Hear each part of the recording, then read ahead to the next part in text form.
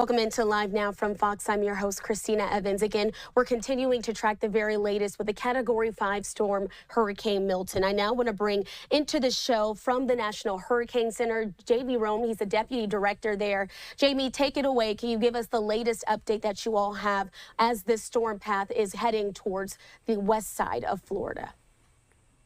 Well, unfortunately, Milton has reacquired some of its prior strength. It's back to a Category 5 on the Saffir-Simpson scale. But what it is now is not nearly as important as what it will be when it approaches the Florida Peninsula. And we're looking at a system that will be growing in size, getting larger.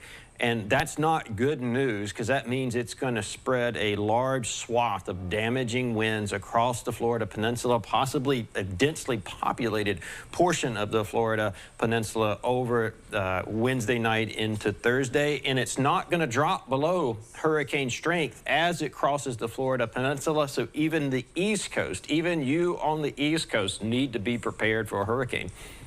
And I do want to talk about the East Coast a little bit. The back winds of this storm are going to be very strong as well. What does that mean for those residents on that side of the state?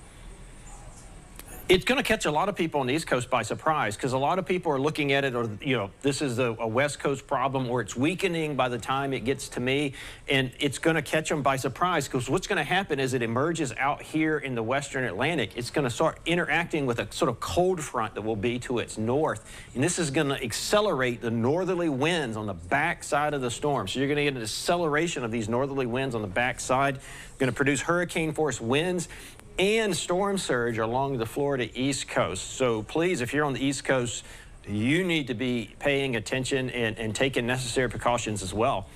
And Jamie, before we let you go with the latest update, what do you anticipate this storm hitting the Florida Peninsula as? What category storm? And then the storm surge, we also know that that's a very dangerous element that is to come as well.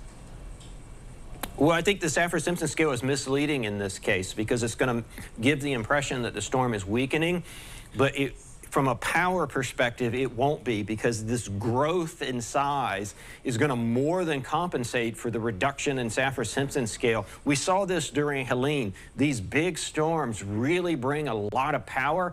They're able to sweep inland without as much reduction in that intensity as people are used to. And so I'm really worried that we're going to just spread a large area of hurricane force winds inland over populated portions of Florida, and people need to be prepared to sustain themselves safely with those winds. Jamie Rhome there with the National Hurricane Center giving us the latest update on Hurricane Milton. Thank you so much for your time. We appreciate your expertise here on Live Now. Thank you.